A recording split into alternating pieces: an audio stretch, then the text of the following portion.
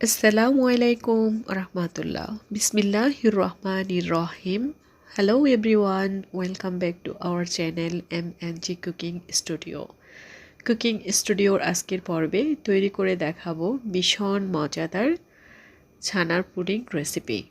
Pudding আমরা সবাই পছন্দ করি, আর যে কোনো অকেশানে এই ডেজার্টটা খুব সহজেই তৈরি করা যায় এবং খেতে খুবই ভালো লাগে।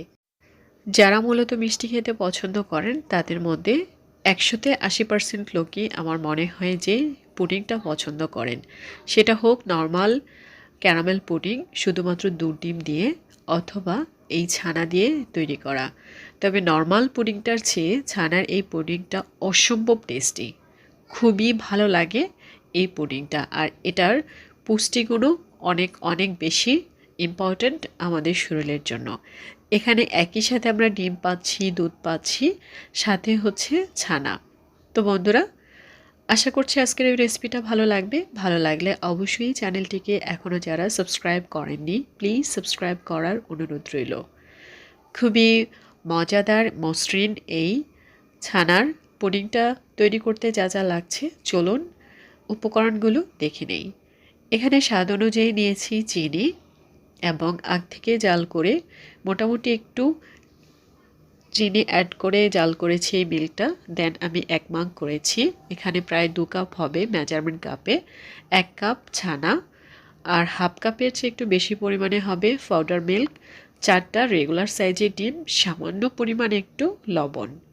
এক্সট্রা যেই চিনি নিয়েছি সেখানে আছে 3 টেবিল চামচ। আর এই চিনিটা দিয়ে আমি ক্যারামেল তৈরি করব। এটা মূলত একটু মোটা দানার লাল চিনি। একটা মিক্সিং বলে আমি হ্যান্ড উইক্সের সাহায্যে ছানা পুডিংয়ের সবগুলো উপকরণকে মিশিয়ে নেব খুবই আলতো হাতে। এই পর্যায়ে আমি ক্যারামেলটা তৈরি করে নিচ্ছি। আমি সরাসরি চুলায় পুডিংয়ের যে মোলটা, আমি এখানে সিলভারের মোলটাই ইউজ করি, এটাতেই পুডিংটা খুব ভালো হয়। চুলার আঁচটা লো করে দেন আমি সম্পূর্ণ চিনিটা দিয়ে হালকা আঁচে এই ক্যারামেলটা তৈরি করে নিচ্ছি। হালকা আঁচে করলে এই ক্যারামেলটা পুড়ে যাবে না, পুড়ে গেলে কিন্তু সম্পূর্ণ তেতো হয়ে যাবে এই পুডিংয়ের ক্যারামেলটা। ক্যারামেলটা করার সময় অবশ্যই লক্ষ্য রাখতে হবে। আর আমি চারপাশটা একটু ঘুরিয়ে ঘুরিয়ে ক্যারামেলটাকে একটু সেট করে নিচ্ছি। এই পর্যায়ে মিশ্রণটাকে মিশিয়ে নেওয়ার পালা। প্রথমে আমি 4টা এগ দিয়ে দিচ্ছি। এখানে সাদা এবং হলুদ দুটো অংশই একই সাথে দিয়ে এই পর্যায়ে দিয়ে দিচ্ছি ছানা। ছানা তৈরি করার জন্য আমার 1 লিটার মিল্কের প্রয়োজন ছিল।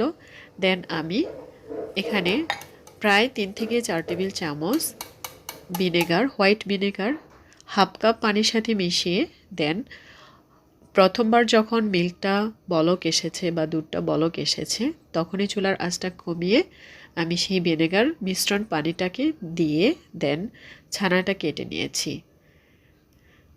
এই পর্যায়ে দিয়ে দিচ্ছি পাউডার মিল্ক। পাউডার মিল্কটা অ্যাড করলে পুডিংটার থিকনেসটা খুবই ভালো হয়। অবশ্যই চেষ্টা করবেন পুডিং তৈরি করার ক্ষেত্রে পাউডার মিল্কটা দেওয়ার জন্য। সামান্য পরিমাণ লবণ দিয়ে দিচ্ছি, যারা মিষ্টিতে লবণ খেতে পছন্দ করেন তারা চাইলে অ্যাড করতে পারেন। ডিম এবং ছানাটাকে ভালো করে একটু মিশিয়ে নিয়েছি, তবে অতিরিক্ত মেশানো যাবে না বা অতিরিক্ত হ্যান্ড উইক্স দিয়ে উইক্স করা যাবে না, এতে করে কিন্তু ডিমটা ফ্লাফি হয়ে যাবে। তখন এই পুডিংটা স্টিম করার সময় অনেকটাই ফুলে উঠবে, দেন ঠান্ডা হলে চুপসে যাবে। এই পর্যায়ে আগ থেকে জাল করে রাখা চিনি মিশ্রিত মিল্কটাকে দিয়ে দিলাম। মিল্কটা ঘন হলে এটার পুডিংয়ের টেস্টটা কিন্তু খুবই ভালো আসে। মিল্কটা অ্যাড করার পর হালকা হাতে একটু মিশিয়ে নেব। অতিরিক্ত মেশাতে যাবেন না, এতে করে ছানার দানা দানা ভাবটা মিশে যাবে বা কেটে যাবে।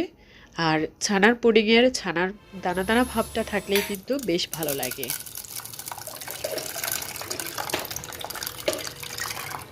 পুডিংয়ের মিশ্রণটা পুডিং বাটিতে ঢেলে দিয়ে ঢেকে দিচ্ছি।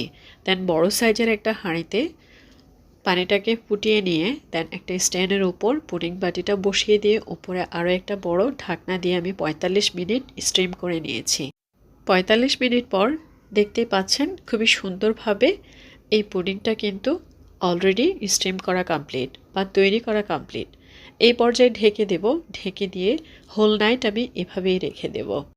এতে করে পুডিং মোল্ডের ভিতরের গরম বাষ্পটা বা ভাপটা চারপাশে যখন পড়বে পুডিংয়ের চারপাশে, তখন কিন্তু এই পুডিংয়ের চারপাশে ছোট ছোট ফুটা ফুটা অংশগুলো তৈরি হবে বা বাবলসগুলো তৈরি হবে। অবশেষে এই পুডিংটা আনমোল্ড করা হলো। দেখতেই পাচ্ছেন এটার ফাইনাল লুক। এটা খুবই স্মুথ এবং খুবই টেস্টি ছিল, আলহামদুলিল্লাহ। আশা করছি আজকের এই ছানা পুডিং রেসিপিটা আপনাদের কাছে ভালো লেগেছে। ভালো লাগলে অবশ্যই লাইক দিতে ভুলবেন না। লিখে জানাতে পারেন আপনাদের মূল্যবান মতামত কমেন্ট বক্সে। এমন সহজ এবং মজার রেসিপি নিয়ে হাজির হব MNJ কুকিং স্টুডিওর পর্দায়। সেই পর্যন্ত সবাই সুস্থ সুন্দর থাকুন, আর এই শীতের সময় বেশি বেশি করে মজার মজার খাবার তৈরি করে ফ্যামিলির সবার সাথে এনজয় করুন।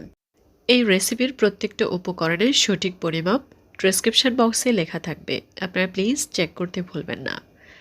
MNJ কুকিং স্টুডিওর সাথে থাকার জন্য আপনাদেরকে জানাচ্ছি অনেক অনেক ধন্যবাদ। ভালো থাকবেন সবাই। আজ এই পর্যন্তই। আল্লাহ হাফেজ।